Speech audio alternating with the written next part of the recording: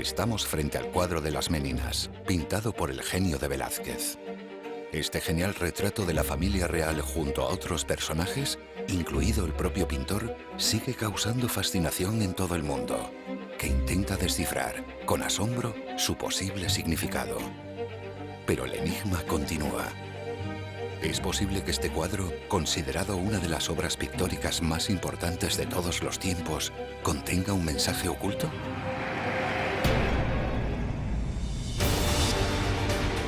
Hemos observado las estrellas durante millones de años. Se han sucedido guerras.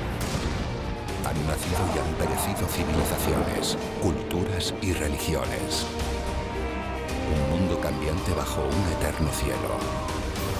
Sabios, sacerdotes, astrólogos, alquimistas han intentado descifrar el gran enigma que se oculta bajo las estrellas. Ha llegado el momento de mirar hacia arriba.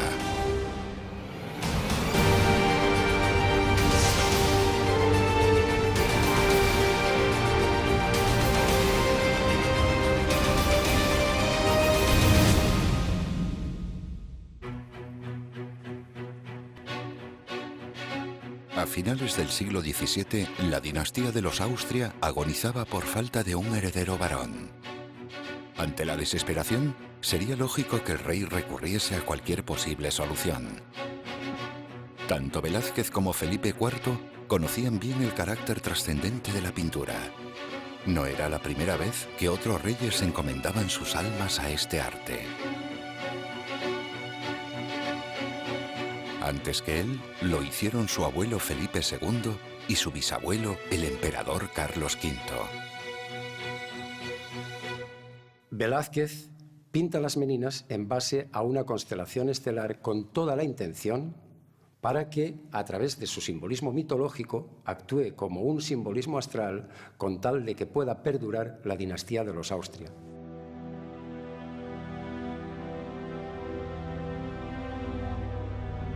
Felipe IV llevaba en su ADN una extraña fijación por la pintura y sus mensajes ocultos.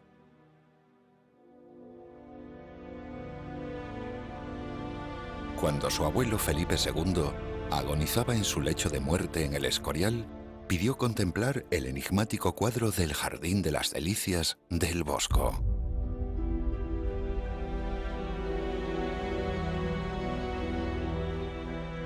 Lo mismo había hecho antes su bisabuelo, el emperador Carlos V, en sus últimos momentos de vida en Yuste. Esta vez frente a la gloria, conocido también como el Juicio Final, un cuadro que él mismo mandó pintar a Tiziano con unas extrañas directrices. ¿Por qué los reyes de la dinastía de los Austria encomendaban sus almas a la pintura cuando llegaba el fin de sus días? ¿Sería para ellos una especie de pasaporte o vehículo al más allá? ¿Le atribuían al arte poderes evocadores o trascendentes? ¿O podrían arrojar alguna luz sobre el oscuro futuro de su dinastía? El concepto de arte por el arte, el concepto del arte como elemento decorativo y nada más que decorativo, es una boutade, un invento del siglo XX. Antes del siglo XX, antes de todas las vanguardias, todo arte perseguía un propósito fundamental: contar una historia, narrar algo, transmitir una información. Y a veces, solo a veces, algunas de esas historias que se transmitían recurrían a ciertos códigos simbólicos para transmitir informaciones que eran heterodoxas, que iban contra los dictados de la época y que, en consecuencia, eran profundamente revolucionarios para el pensamiento humano. Por eso el arte nos toca el alma y por eso el arte nos despierta a percepciones y a enseñanzas que simplemente hay que ponerse en actitud receptiva para recibir. Hay quien supone que este cuadro, titulado El dios Marte, pintado por Velázquez, reflejaría el espíritu vencido del rey Felipe IV. Era muy significativo del desencanto que había en la España de la segunda mitad del siglo XVII. En los últimos años de su vida, Felipe IV se sentía cansado, triste, hundido. Su imperio se desmoronaba. Se encaminaba hacia el final de su vida sin sucesor. Su dinastía estaba a punto de desaparecer. Un triste final para quien era heredero de una de las coronas más importantes de la historia. Un destino contra el que tenía que luchar con todas sus fuerzas y armas posibles. Ya en las últimas, cuando todas sus esperanzas se desvanecían, ¿por qué no encomendarse a la pintura como una forma de atraer la protección y la suerte?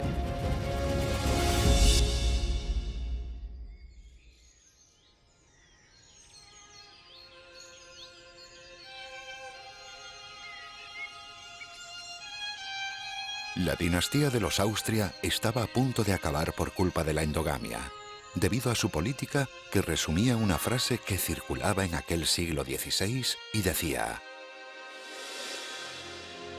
hagan otros la guerra, tú feliz Austria, cásate, porque lo que los reinos de Marte dan a los otros, a ti te lo concede Venus.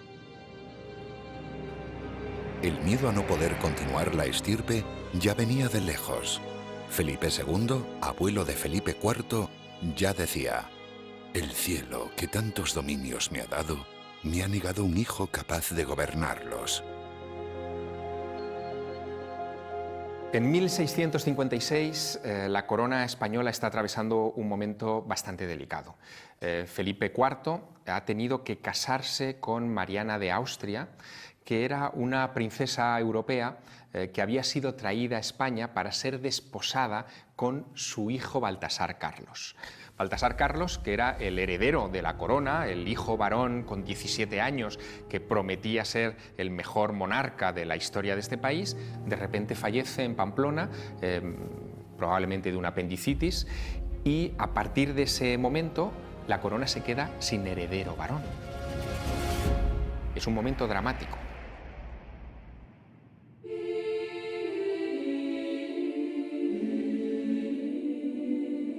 El rey estaba viejo y abatido, pero al quedarse sin heredero al trono, se vio en la obligación de volverse a casar para engendrar un hijo varón.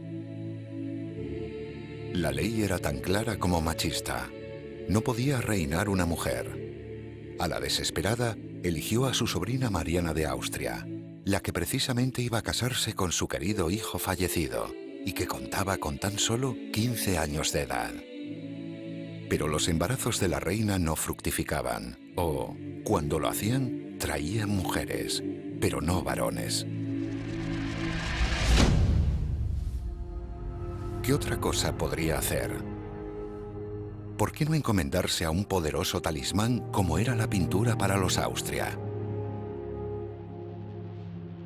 Año 1656, Madrid. Velázquez estaba pintando las Meninas en el Alcázar Real. Como pintor real, ayuda de cámara y persona muy cercana al rey, el artista siente la responsabilidad de contribuir, como pueda, a que la monarquía supere sus problemas. Velázquez, además de reivindicar su importancia como pintor, se sabe poseedor de un conocimiento muy especial, que es el que deriva de ese conocimiento esotérico que tiene la mitología, de ese simbolismo tan especial que se puede expresar a través de su arte.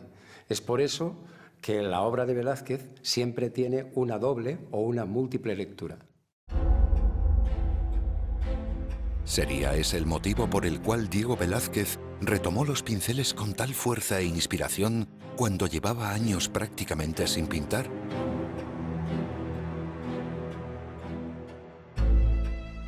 Estamos en el Museo del Prado, en Madrid, una de las pinacotecas más importantes del mundo.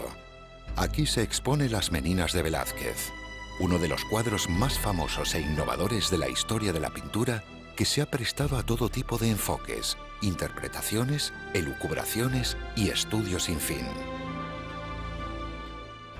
A pesar de ello, sigue envuelto en el enigma. ¿Qué representa? ¿Con qué intención se pintó?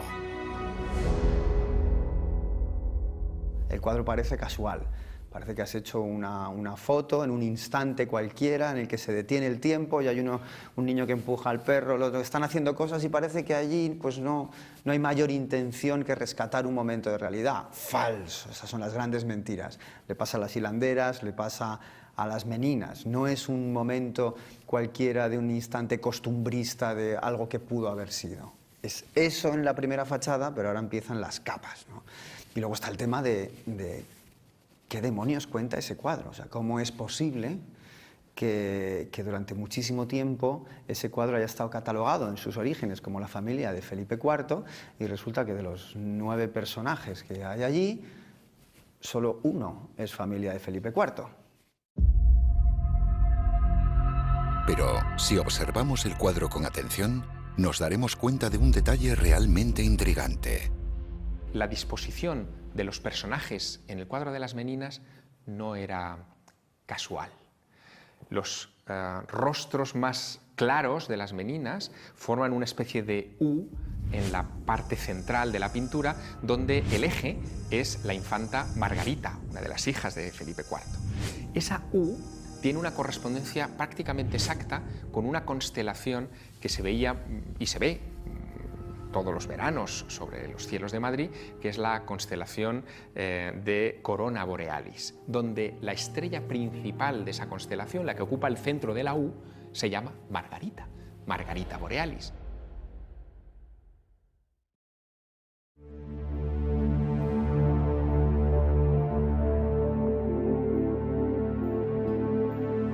¿Qué sentido podía tener esta conexión de las Meninas con las estrellas? ¿Se trata de algo casual o, por el contrario, contiene algún mensaje en clave? La figura más brillante de las Meninas, y precisamente la que ocupa el centro de la obra, es la infanta Margarita. La infanta Margarita no es casualidad que tenga el mismo nombre que la estrella central de la corona boreal, que se conoce como Margarita Corona, precisamente. Es curioso que la infanta parece estar flotando, no tiene pies, no se le ven los pies como si estuviera en el aire, quizá a modo de metáfora también de que se le está asociando con esa estrella central de esa constelación tan importante para los Austria. Pero hay un dato quizá más relevante. A esta estrella popularmente se la conocía también como la perla o la gema. Y es bien sabido que para el rey Felipe IV su infanta Margarita era la favorita, hasta el punto que la llamaba mi alegría. ¿Sería casualidad que el cuadro preferido por el monarca se titulara precisamente La Perla, conocido también como La Sagrada Familia? Lo cierto es que este cuadro tiene una extraordinaria similitud con las Meninas que puede ayudarnos a dar con la clave definitiva. En esta pintura, el maestro Rafael muestra una composición familiar en la que Jesús también es el más iluminado en el centro, como ocurre con la infanta Margarita en las Meninas. Además, mira al cielo de un modo extraño.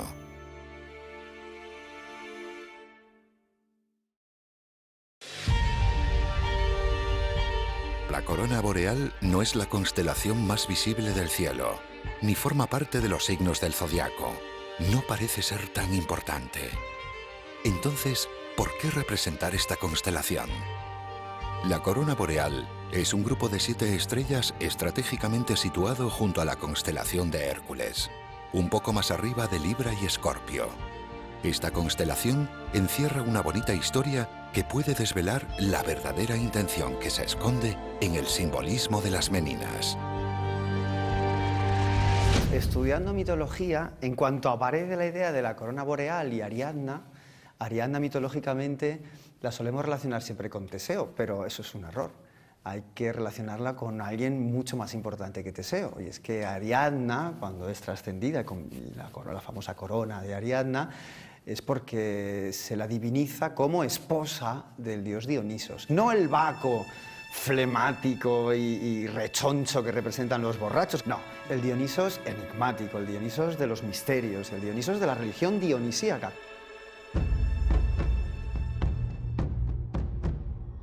Ariadna, la bella hija del rey Minos de Creta, se enamoró de Teseo, el héroe que venció al Minotauro del laberinto. Teseo había prometido a Ariadna desposarla si lo acompañaba a tan grande desafío. Sin embargo, tras realizar la hazaña con su ayuda y descubrir que estaba desposada con un dios, la abandonó en la isla de Naxos. Allí la encontró, desconsolada, el dios Baco, dios del vino y la vegetación, que se enamoró de ella. Pero ella no creía que fuera un dios. Así que Baco pidió a Venus, la diosa del amor, que le diseñara una espectacular corona de oro y piedras preciosas como regalo de boda para Ariadna. Esta se convenció entonces de que era un dios y accedió a casarse con él. Baco se puso tan contento que, lleno de euforia, lanzó la corona al cielo, donde quedó fijada para la eternidad como la constelación de la corona boreal.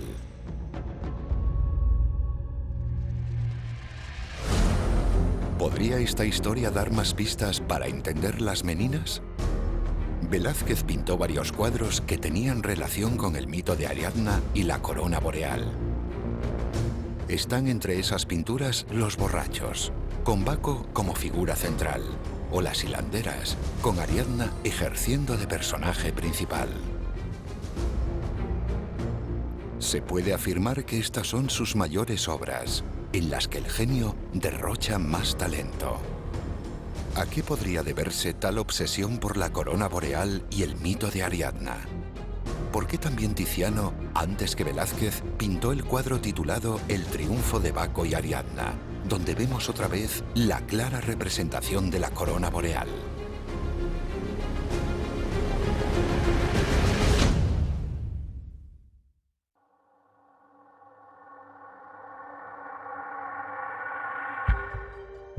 La relación del rey Felipe IV con los astros se manifestaba de múltiples formas. Los Austria siempre quisieron resaltar su analogía con el Sol, algo que se acentuó en Felipe IV. En esta época, todo lo que resonara a astrología estaba bajo sospecha ante la grave amenaza que suponía la retorcida Inquisición. Es posible que el monarca y el pintor compartieran un gusto secreto por los astros y que, en caso de plasmar algo en tal sentido, debieran hacerlo de forma metafórica. Había una similitud muy importante entre el ordinal 4 de Felipe IV con el Sol, porque el Sol es el que ocupaba la órbita número 4 según el sistema tolemaico. Además, había un importante programa iconográfico por el que el rey era el Sol, mientras que los miembros de su familia eran los planetas. Familia real igual a familia astral. Es más, hay otro detalle quizá que vincula más directamente a Felipe IV con esta constelación de la corona. Y es que cuando muere, en uno de los programas iconográficos de sus exequias, al rey se le representa ni más ni menos que como a Teseo, precisamente el héroe que mató al Minotauro en el laberinto con ayuda de Ariadna. ¿Dejó el pintor símbolos en sus cuadros únicamente al alcance de quienes supieran leerlos? Si es representativo Velázquez de algo, es de una manera de comunicar que se ha llamado barroco. El barroco no es ni una época, ni una filosofía, ni simplemente un movimiento artístico. Es el arte de mostrarse sin dejar por ello de estar oculto. Pero se dijo que el barroco español es lo contrario. Es el arte de ocultarse y, sin embargo, por eso mostrarse muchísimo más, ¿no? Cada obra de arte barroca pura, especialmente en Velázquez, es un juego de a ver hasta dónde puedes encontrar. Lo increíble de Velázquez, por lo que es genial, ya no solo por sus técnicas pictóricas, es que domina el lenguaje barroco hasta unos límites insospechados. Y cuando digo insospechados es que todavía no nos hemos enterado del todo de todo lo que esconde esa obra. La mitología era un lenguaje esotérico, un lenguaje secreto y, por tanto, al alcance tan solo de ciertos espíritus.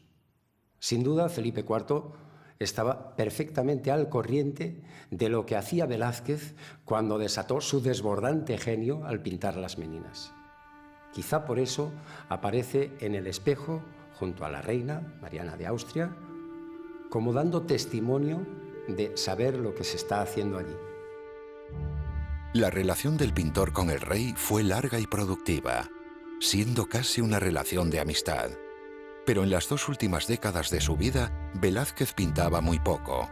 De hecho, a partir de 1650, su producción cayó en picado y ya nunca recuperaría su ritmo anterior. Sin embargo, como el propio monarca decía, el pintor siempre estaba enteramente a su servicio y sabía servirle muy bien. ¿Hasta qué punto estaba el rey al corriente del fuerte simbolismo que encerraba el cuadro de las Meninas y la intención que se escondía detrás de la pintura? ¿Qué hay detrás realmente? ¿Hay elementos de carácter mitológico? ¿Hay elementos de carácter astrológico? Parece que los austrias estaban regidos por la constelación de Capricornio, por la aurora boreal también, ¿no? Por la corona boreal, perdón. Entonces, todo ese mundo de la astronomía, de las estrellas que regían la vida de los seres humanos, estaba ahí, está presente en el cuadro. Bueno, pues hay autores que piensan que sí. Hay autores que piensan que esa constelación de Capricornio y esa otra constelación de la corona boreal están de alguna forma en el cuadro porque era las constelaciones que regían la familia de los Austrias. Y todavía en el siglo XVII se seguía dando una gran importancia, aunque de forma más velada que en siglos anteriores, a la astrología. En Francia, Luis XIV, precisamente enemigo de Felipe IV, era conocido como Rey Sol. Prácticamente no había monarquía ni poder sobre la tierra que no buscara ganarse los favores de los astros. Luis XIV, el rey sol de Francia, tomaba el sistema solar como modelo para su monarquía y para gobernar el país. Y no era el único. Hubo muchos grandes personajes de la historia que incluso se consideraban descendientes de los astros, como pasaba con Alejandro Magno o con Gengis Khan.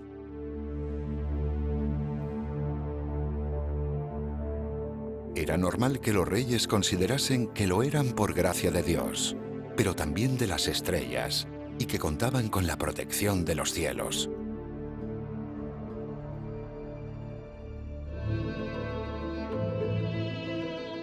Para Felipe IV no era una novedad. Los Austria estaban familiarizados con el influjo de los astros, algo que a él le habían inculcado desde su primer aliento de vida.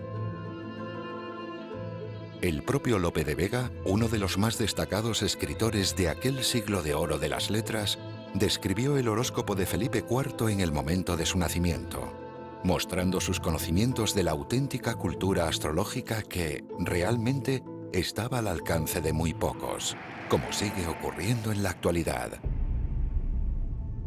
Y así lo describió el insigne literato. En 13 grados del hermoso cielo, el horizonte el escorpión subía, cuando de aquel real materno velo nació la luz que trajo a España el día, para ensanchar los límites del suelo de mayor Alejandro monarquía. Marte, señor de aquella parte, encierra la exaltación y la fortuna en guerra. De la segunda magnitud, la hermosa luz de la lanza boreal le mira, fija en su cielo y le promete honrosa palma que a su divino ingenio inspira. Lope de Vega empezaba así la interpretación de la carta astral de Felipe IV. Sin duda no tenía los mismos conocimientos específicos o la misma preparación que Matías Jaco, el médico y astrólogo alemán que estaba al servicio de Carlos V y que hizo la carta astral para el abuelo de Felipe IV, para Felipe II, pero demostraba este gran escritor del siglo de oro la importancia que tenían las cartas astrales y la relación con los astros para esta dinastía. Podría ser que, más tarde, Velázquez, además de pintor de cámara y aposentador del rey, ejerciera la función de astrólogo para el soberano. Si fuera así, su historia tenía un gran precedente en Juan de Herrera, el arquitecto del monasterio del Escorial. Herrera también ejerció de aposentador del rey Felipe II, abuelo de Felipe IV, y le ayudó utilizando sus conocimientos astrológicos y esotéricos. Cuando Diego Velázquez muere, acuden los testamentarios a la habitación que ha ocupado Diego Velázquez, a abrirla y a levantar inventario de todas sus posesiones. Tiene unos 10 libros, más o menos, en los anaqueles, que están perfectamente inventariados con sus títulos. Un 30% de esos libros, una tercera parte de esos libros, eran tratados de astrología.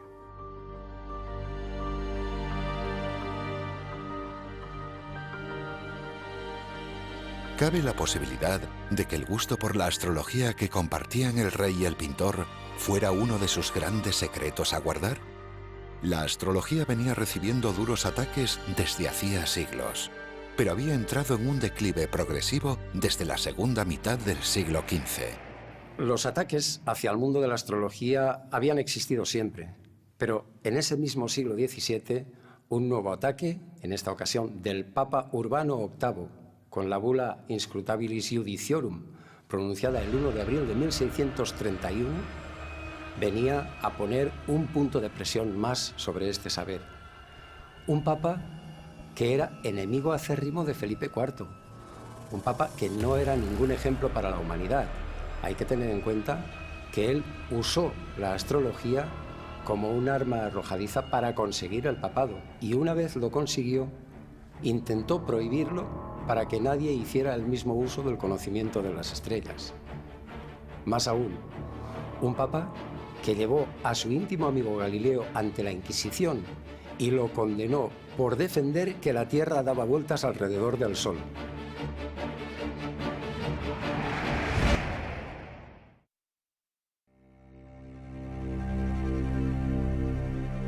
¿Qué pasaba entretanto en España?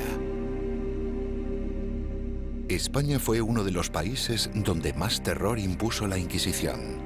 Aún resonaban los ecos de las brujas de Zugarramurdi, un proceso de principios de ese mismo siglo en el que la Inquisición torturó y asesinó a decenas de personas, simplemente por celebrar las fiestas paganas de los solsticios y otras similares del culto al fuego.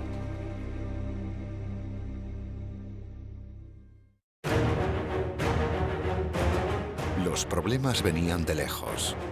A finales del siglo XV, una bula de Inocencio VIII, un papa de mala vida y nada ejemplar, prendió la mecha de la atroz Inquisición, que siglos después aún continuaba sembrando el terror por toda Europa, donde acabaría torturando y asesinando a decenas de miles de personas. España fue uno de los países más afectados. Era lógico que hubiera miedo a expresar ciertas creencias.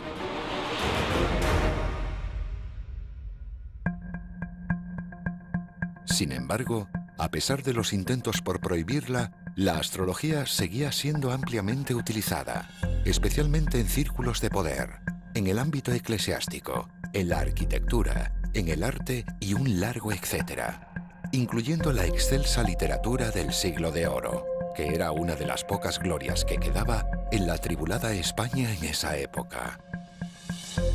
¿Sería ese el motivo por el que la pintura de Velázquez siempre contenía una segunda lectura únicamente visible a quienes supieran leer el simbolismo?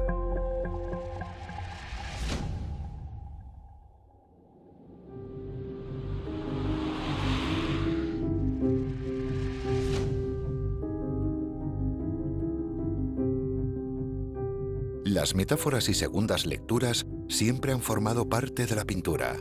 Era algo que Velázquez aprendió muy bien en sus largas estancias en Italia, de la mano de grandes maestros de la pintura, el simbolismo y el mito.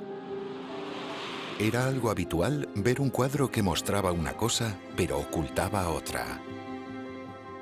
Miguel Ángel, uno de los más grandes artistas de la historia, llenó el mismísimo Vaticano de símbolos secretos y esotéricos con la supervisión del Papa, para quien pasaron totalmente desapercibidos por no saberlos interpretar. Miguel Ángel había estudiado cábala y lo dejó bien patente en las pinturas de la bóveda de la Capilla Sixtina.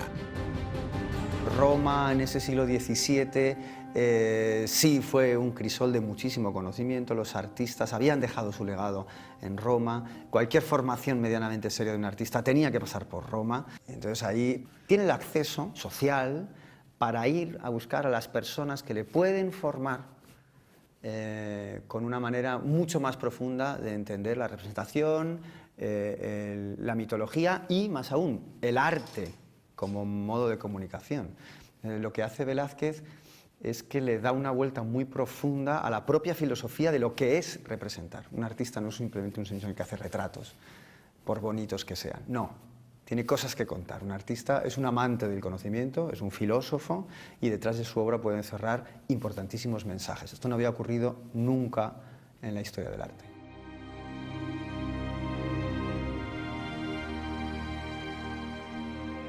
Cábala, astrología y otros secretos se esconden en la pintura, la escultura y la arquitectura del Vaticano.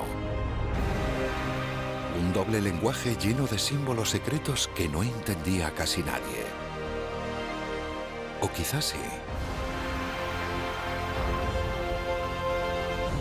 Sixto IV y Julio II, precisamente los dos papas que dirigieron las pinturas de la Capilla Sixtina, eran fervientes partidarios de la astrología, hasta el punto que encargaron a sus astrólogos elegir los momentos más adecuados para empezar su papado, con tal de disponer de buenos auspicios astrales.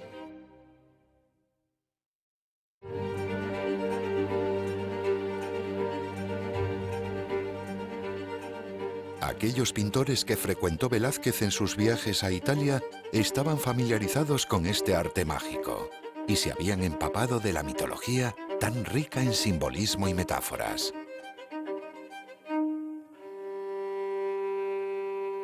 El genio de Velázquez quedó prendado y maravillado ante la expresividad plástica, artística y simbólica de todo lo que vio en Italia. Por eso, él acabó introduciéndose o empapándose con el mito, la función del mito en su obra, hasta tal punto que sus últimas y grandes obras son precisamente las hilanderas y las méninas, que dan vueltas al mismo mito, precisamente al mito de la corona boreal de la que estamos hablando. No es raro, pues, que, tras un cuadro tan importante para la historia de la pintura, se escondan secretos increíbles y que pasen totalmente desapercibidos para todo el mundo hasta que alguien los descubre. ¿Es lo que sucede con la Última Cena pintada por Leonardo da Vinci?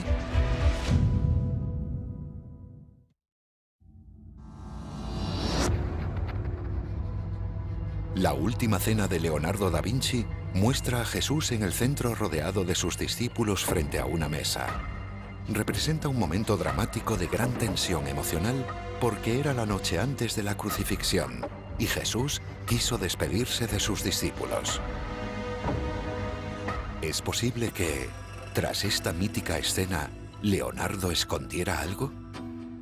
Nadie hubiera podido imaginar, como nadie imaginó hasta mitad del siglo XX, que detrás de esa extraordinaria obra de arte se escondía un simbolismo espectacular. Leonardo había representado a cada uno de los apóstoles como uno de los signos del zodiaco.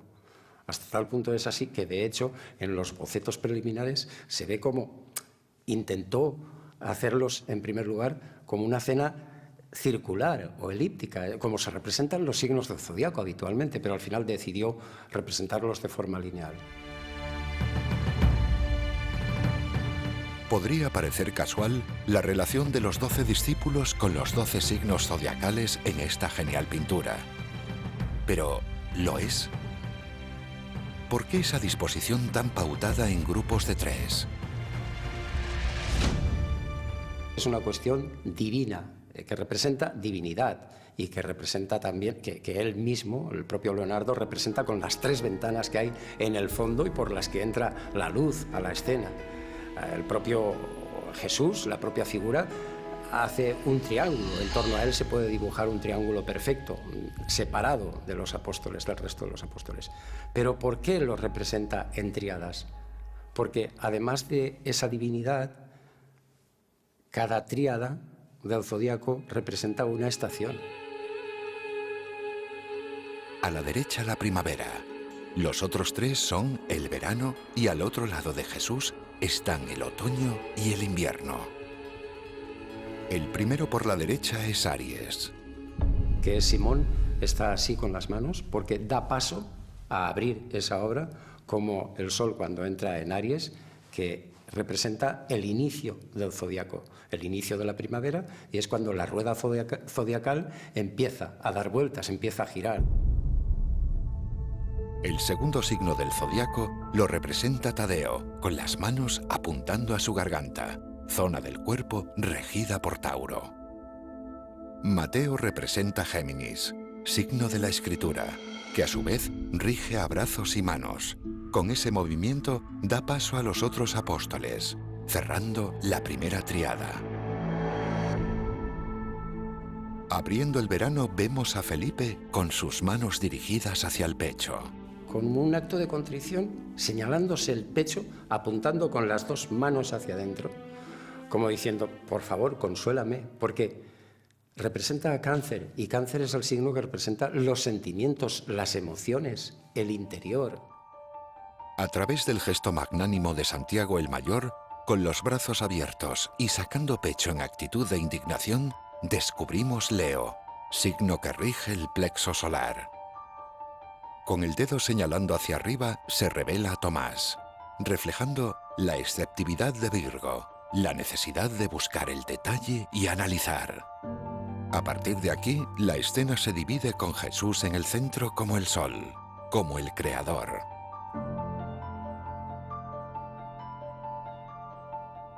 Junto a él, una de las representaciones más enigmáticas, esa figura imberbe, femenina, de gesto triste, largos cabellos y tez pálida.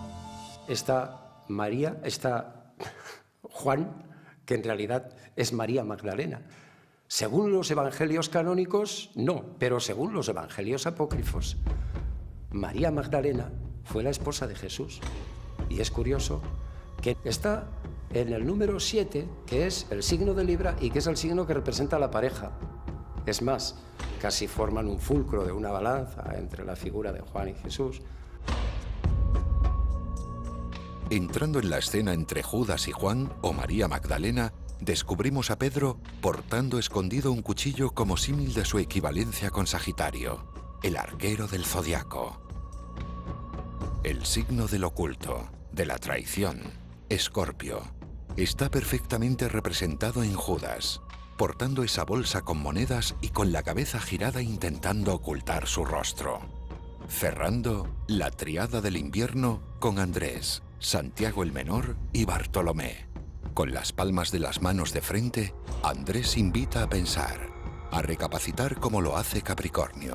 Nos traslada a la llegada del invierno, justo el opuesto de Cáncer, el verano, y que Leonardo pinta con las manos apuntando al pecho en ese genial juego de espejos que vemos en toda la obra. A su vez, Santiago el Menor también simboliza lo opuesto a Santiago el Mayor. Es Acuario, el signo de la amistad que abraza y reconforta con sus brazos. Cierra la escena Bartolomé, Piscis. Si Aries, el que abría la escena, hacía así con un gesto de apertura de movimiento, Piscis, Bartolomé, apoya las dos manos sobre la mesa, cerrando. Aquí se acabó la escena y es el único al que se le ve apoyado sobre los pies, precisamente porque los pies es la parte del organismo que rige Piscis.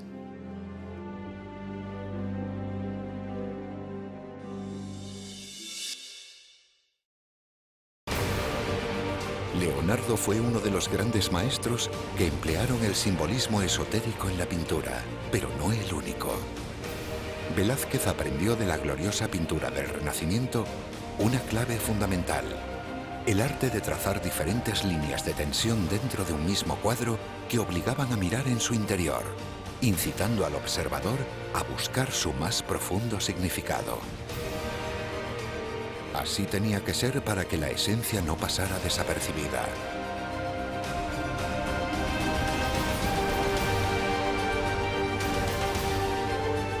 Los mensajes ocultos en la pintura no solo son claros para los iniciados, suponen un mensaje subliminal para todo el mundo que los contempla.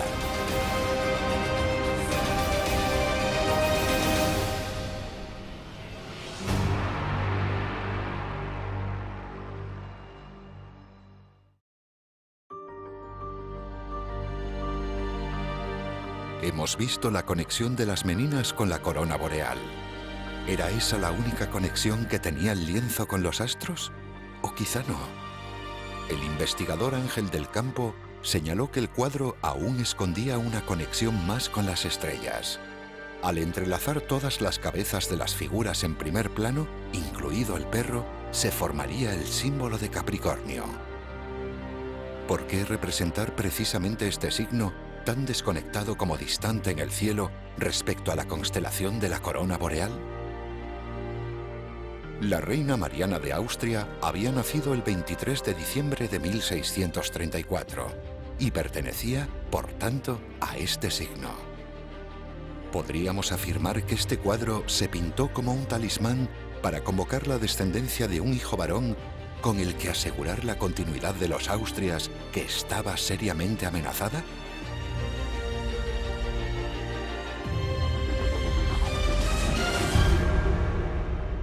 Cuando se pinta el cuadro, los reyes casi habían perdido la esperanza de tener un hijo varón. Al rey le quedan pocas energías y la pintura se realiza en un momento en el que la reina acaba de perder, una vez más, el hijo que iba a tener. Tanto el rey como la reina atravesaban momentos de profunda tristeza e incertidumbre. Y la infanta Margarita era la única opción real para la sucesión.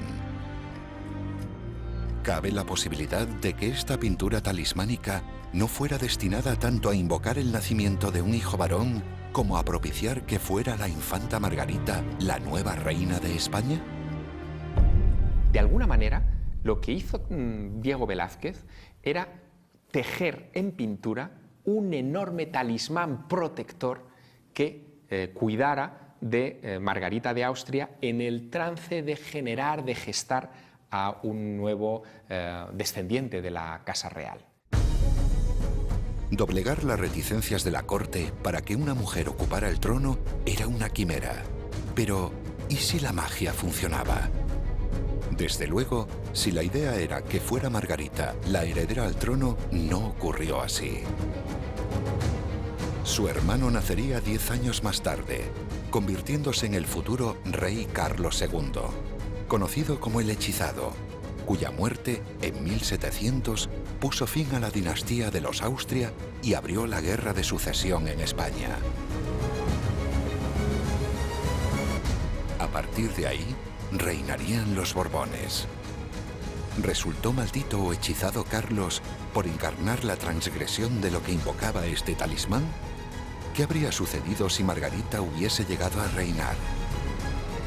¿Eran Velázquez y el rey conocedores del oscuro futuro que auguraba a los Austrias?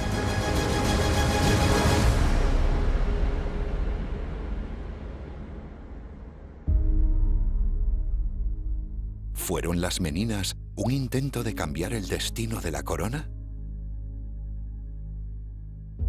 Incógnitas que permanecerán ocultas ante miles de miradas y para siempre en la Sala 12 del Museo del Prado de Madrid.